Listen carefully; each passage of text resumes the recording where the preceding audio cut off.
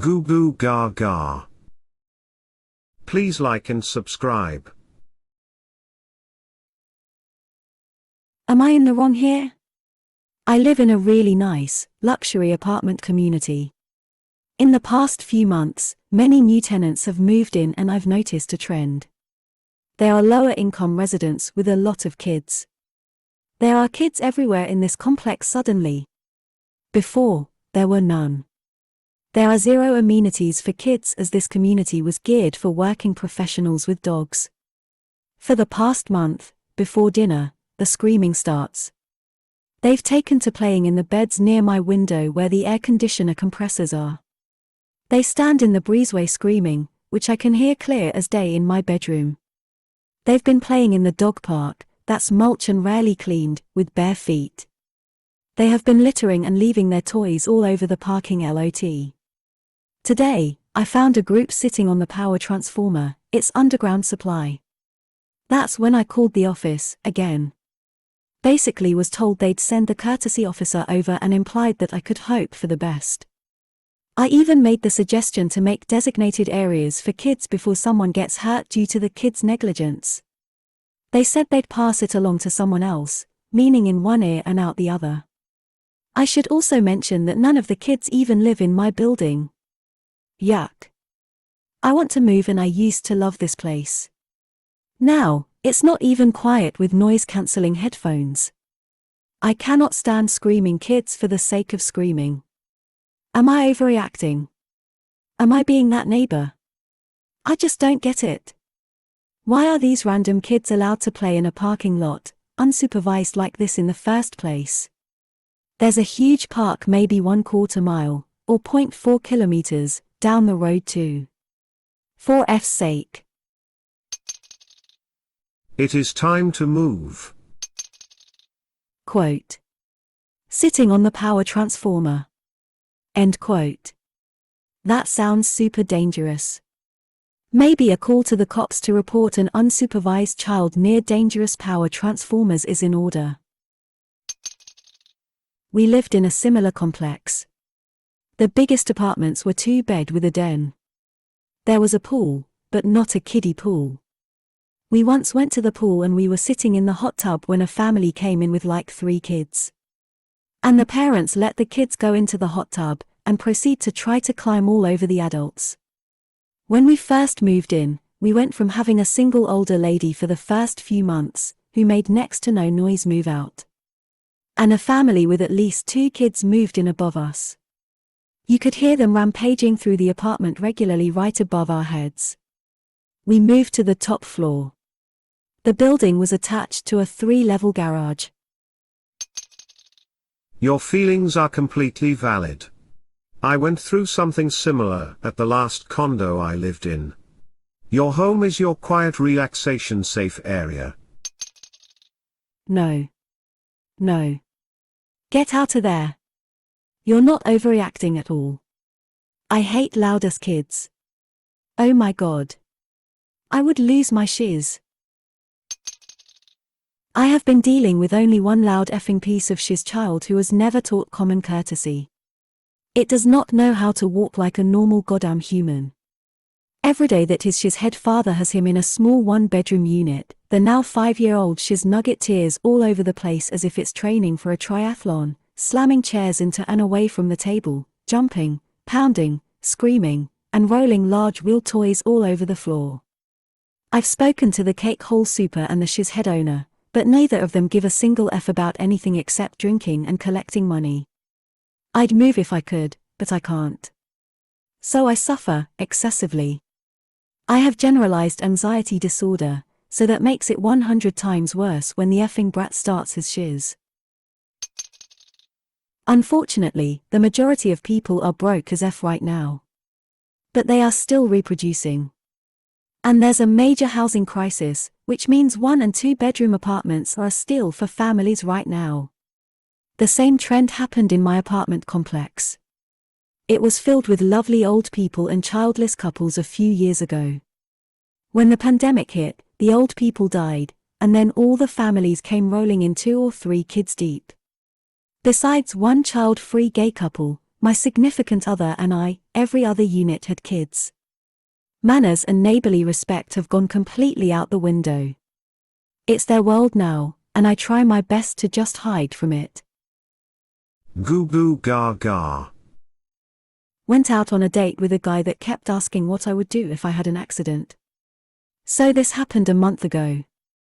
I basically got set up on a blind date with the brother of a friend of a friend. When I showed up to the date, I was already turned off by the fact that I had been lied to about the circumstances of the date. You see, friend A said that her friend's brother saw me in a bar and wanted to get to know me, so she gave me his number. When I texted him, he had no idea who I was, and that he had never seen me in person. His sister had just mentioned me to him as someone he may like and showed pics.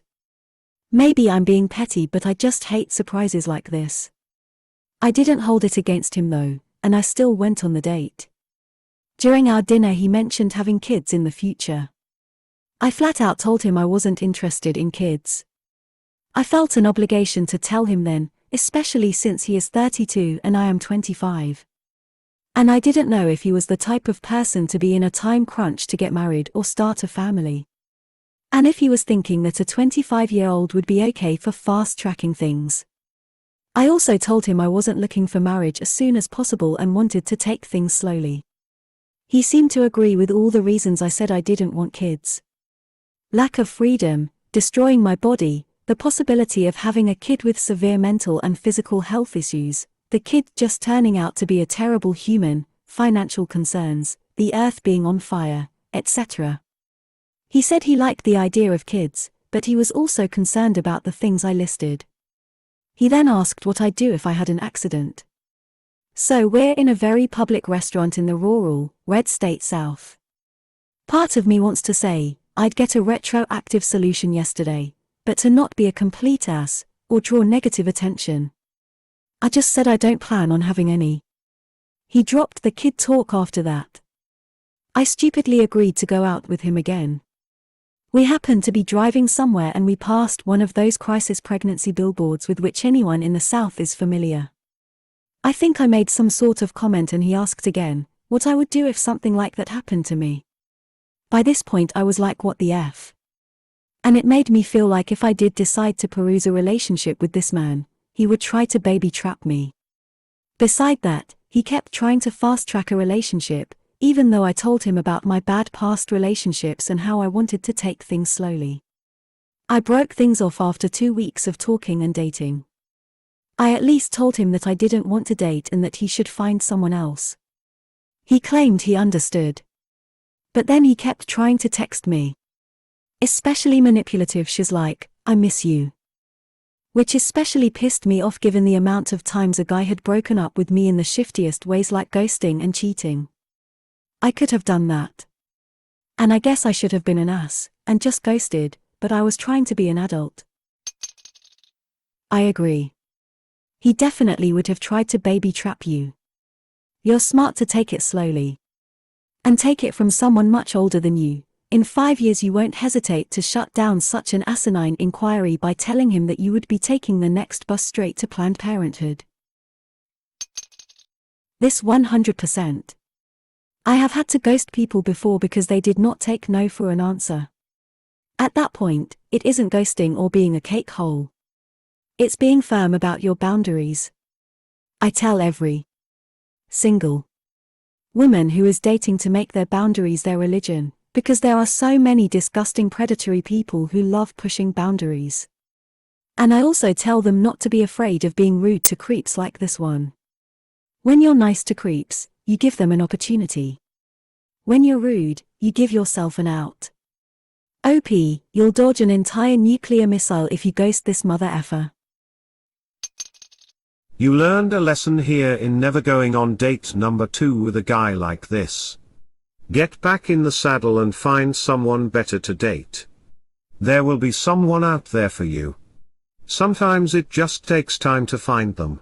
I am curious as to know why your friend lied about seeing you in a bar, and wanting to get to know you. Did you confront your friend with this lie? This is very manipulative behavior. Glad you're away from him.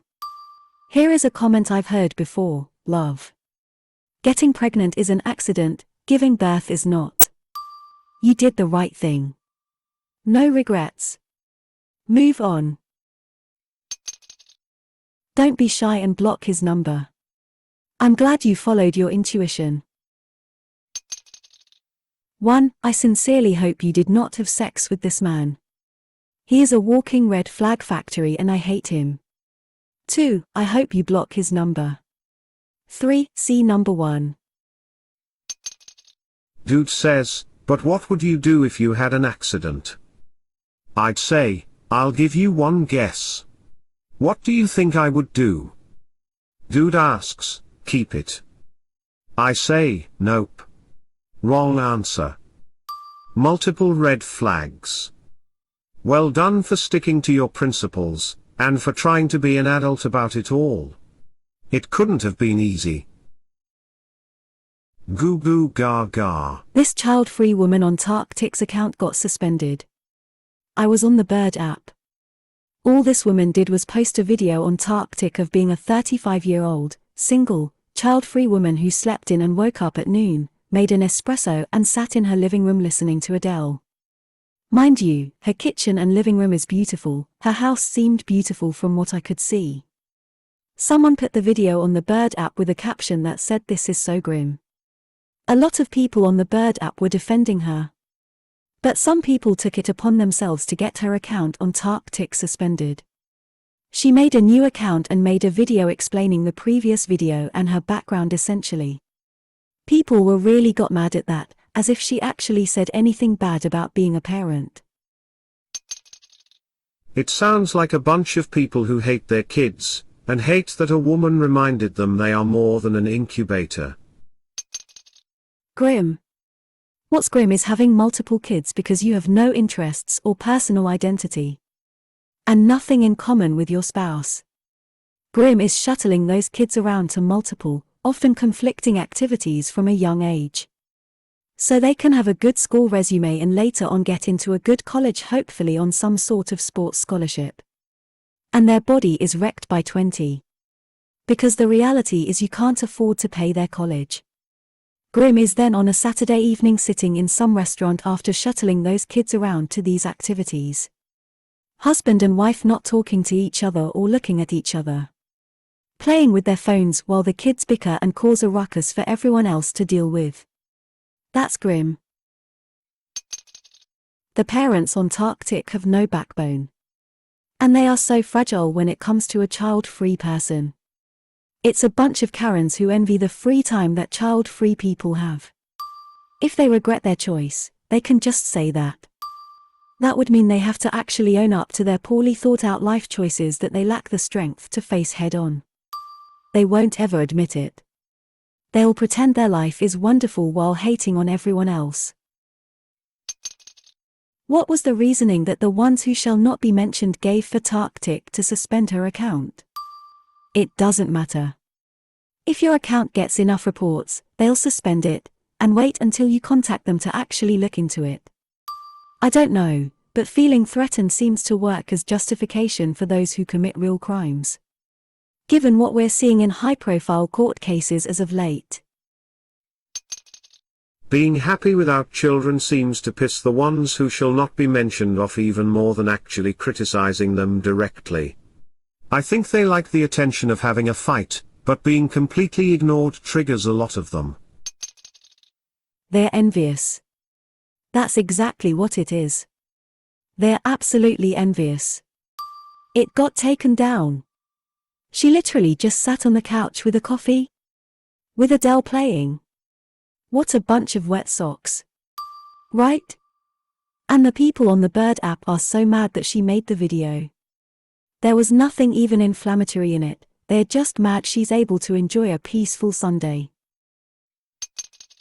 I've seen so many videos of child-free people. This explains why they're child-free, and they are only met with, "I feel sorry for you, your life is so sad, who's going to take care of you when you're older, etc. etc. Sorry you regret your choices to reproduce and need to project on others. The ones who shall not be named are terrible. I follow her and love her. The trolls came for her and Tik gave in. Tik polices activity, like kids trying to play a game where they all make up a rule, and no one follows it anyway. She is hardcore, and she lives her life without apology. Why has the world turned into a my way or the highway attitude? You don't have to agree with everyone, but that's not a reason to go on a witch hunt. Tik and Insta parents are so cringe. Not the normal ones who post every now and then. I mean the career ones who make it their whole identity, and are on some kind of crusade to fill feeds with nothing but prenatalist bullshiz. That happens to a lot of accounts that have a video go viral. People mass report someone over nothing beside that they are feeling but hurt. And they get an account flagged, and sometimes removed. I remember this original Tik you are referencing. It was what got me on ChildFree Tik. Wow.